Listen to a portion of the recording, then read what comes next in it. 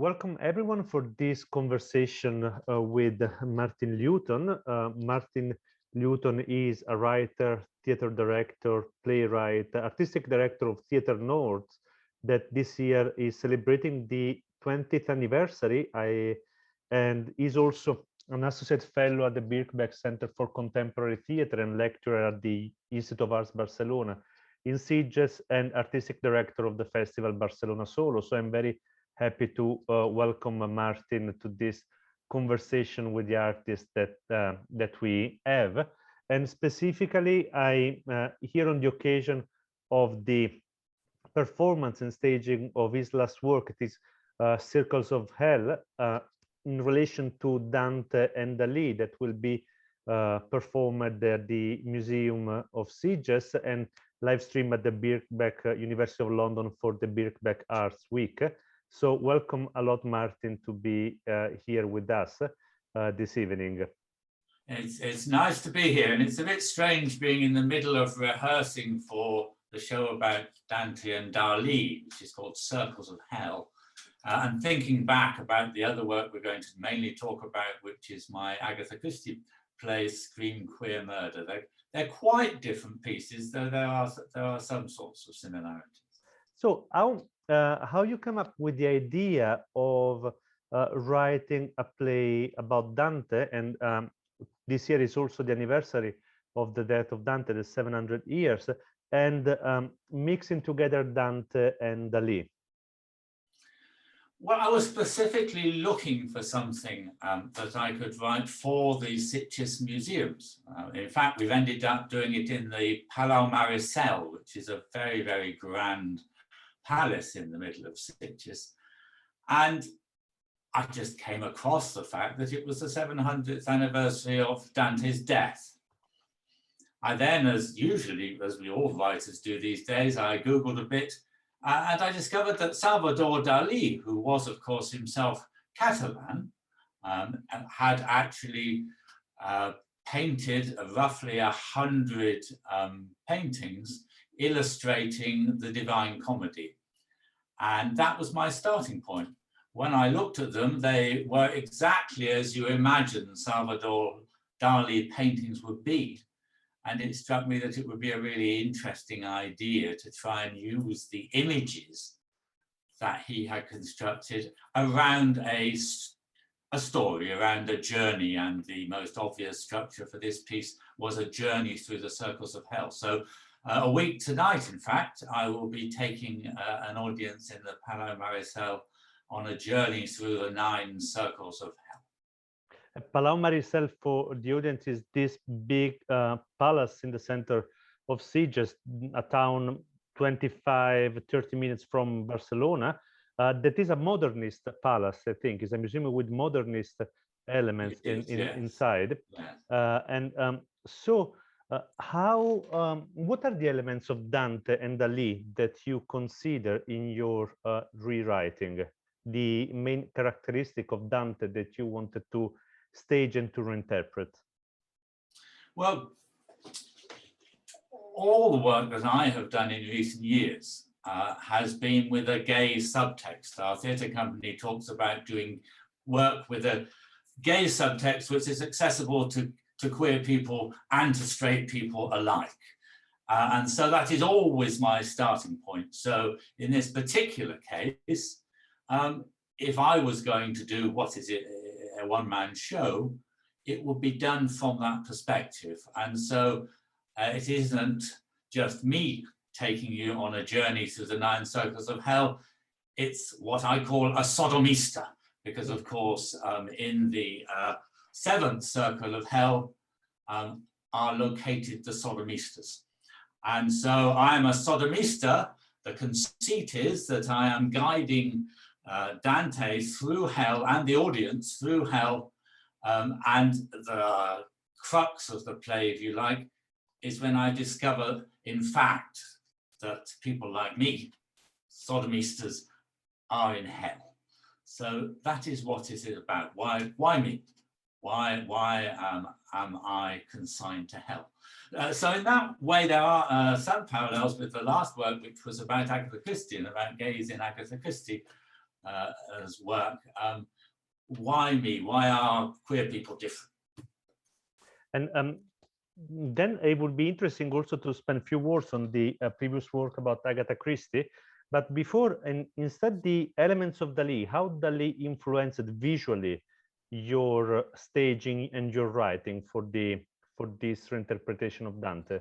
Yes, in two ways. One of the things that attracted me towards Dalí was that I wanted to make the piece as visual as possible.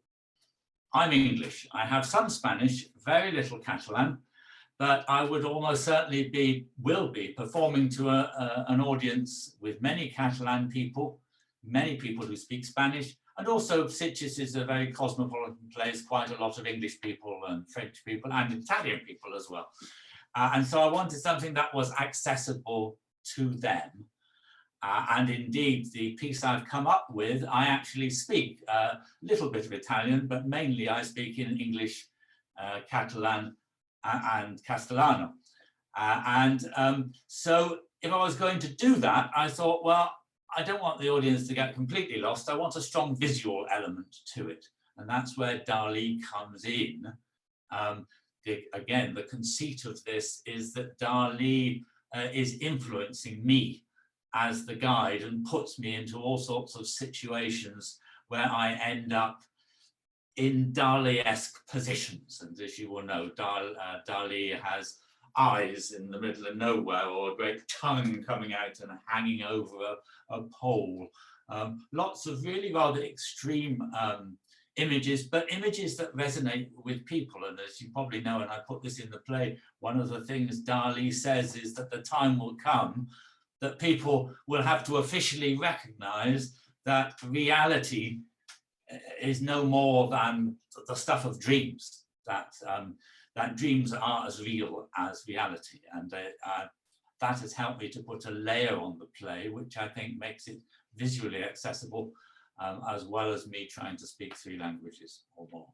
And how does the space influence your work? Because Palau Maricel is a very beautiful space. It's a very, I think it's called the Golden Room, where you. It is called the Golden Room, and it is very beautiful, and I reference that in a way, though, because I've written it specifically for this space, and I've done a lot of site-specific work over the years in all sorts of locations.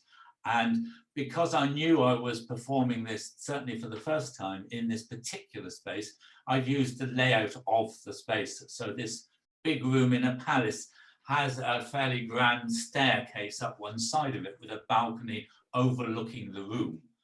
So I use that, and I've had it in my mind as I've been writing the play. So I am constantly running up and down the stairs and having things thrown down from the balcony. It's a bit strange, like everything is at the moment with COVID-19. It is a big room that would normally hold a couple of hundred people perhaps, but we're performing to 30 because of the COVID restrictions. But in a way, that's quite exciting. A lot of the work I've done has involved quite a direct relationship with the audience, and I'm sure this will be no different. Before you talk about one of the latest work that you wrote and staged, it is the one about Agatha Christie, based upon Agatha Christie's character. But generally, also to contextualize this work on Dante and Dalí, in your production, in your career, many times you discuss or you create a kind of connection with other authors and or other characters. I'm thinking, for example, Agatha Christie, Melville with Billy Budd, but also Handel as a figure. So can you talk a little bit how to contextualize this work, for example, in your career? Not so much, to be honest, this latest work, but a lot of the work we've done, and this relates to the Agatha Christie as well, has been what we call hidden histories. A lot of the work I've done, I see as actually bringing out things that have been hidden from public view. Handel, for example, is still not really known. He was almost certainly gay, but that is very rarely said. And even now in 2021, I read a book not long ago about Handel in London, and because he had no a heterosexual life to speak of. They just completely ignored his sexuality in the whole book. So still even now, people often brush people being gay or bisexual or queer in whatever way under the carpet. So a lot of the work we've done has been that. So with Handel, it was bringing out the fact that he almost certainly was gay. With Billy Budd, there's a famous novel, Billy Budd's Sailor, is shot through with homoeroticism, but is often studied in American schools as an example to learn about the law. The homoeroticism is completely swept away. So we've been pulling out these things. And with Agatha Christie, again, a lot of my Scream Queer Murder plays set in the 1950s, which in the UK, and indeed, I guess in most of Europe, was a time when homosexuality was hidden away and not talked about, except in rather unusual ways. In England, for example, comedians were often blatantly camp and queened around, and everybody knew that they were gay, but it was never said. So those sort of things interest me. The Dante Dalí thing is a slightly strange thing, because if you were to read up some of the literature around it, people often support Dante, saying that he was really quite progressive for his time. And in some ways he might have been. And the reason given for this is that the fate of the Sodomites, bad as it was, wasn't quite as bad as some of the other fates that befell people. So it said that actually for his time, Dante was quite nice to Sodomites, and he had Sodomite friends. Apparently in that time, Florence was full of Sodomites. And so, but that's not the angle I've taken, because I'm writing it in 2021. I'm asking, well, why? Why should people's sexuality be a sin? And of course, once you open that can of worms, it broadens everything out. I wouldn't like an audience to get me wrong. The work I've done, I try and get lots and lots of different angles and things in. So once you start asking why should being gay be a sin, who decides what is a sin? And as we know, over the years, all sorts of things which we take for granted now were considered sins. So the play asks, what is sin? ¿Qué es pecado?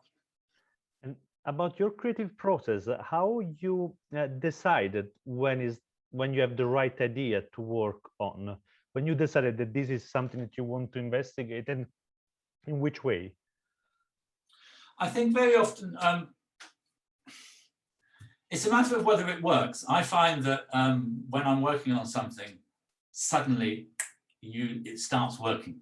If it's not working, and you tend to forget about it afterwards, you put it down and you go towards something else. But in my case as a writer, I pretty well always find that if something's going to work, I can tell as I write it, because different ideas keep coming into my head. In my case, perhaps slightly different, because much of my recent work I've actually performed as well. I see myself acting it, and I think probably actually that helps me as a writer, that I can imagine how it might be staged and how I might speak the lines as I go along. That's how the process for me works. And any future project after this one about Dante and Dalí? I have an ongoing project called Queer Bodies, which is really just talking about the naked body. What we haven't mentioned, and this isn't true of the Agatha Christie play, or terribly true of the Dante Dalí play, a lot of the work I have done revolves around the naked male body, my body most of the time. And that's something that fascinates me, all the taboos around nudity, and how we don't, most of us, most of the time, actually pay much attention to our body and the role it plays in our lives. So that side of things is quite important to me.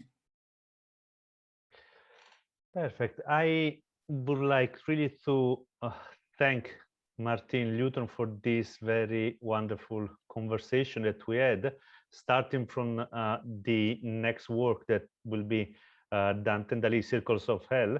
that will be staged at the Palau Maricel on the 16th and on the 17th and the 18th of May. So next Monday and Tuesday. I think it's also on the occasion of the International Day of Museum and the International Days Against Homophobia. That is the 17th, the International Day Against Homophobia, and the 18th, the International Days of Museum.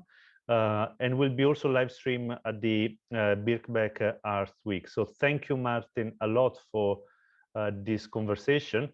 Was really wonderful. Thank you.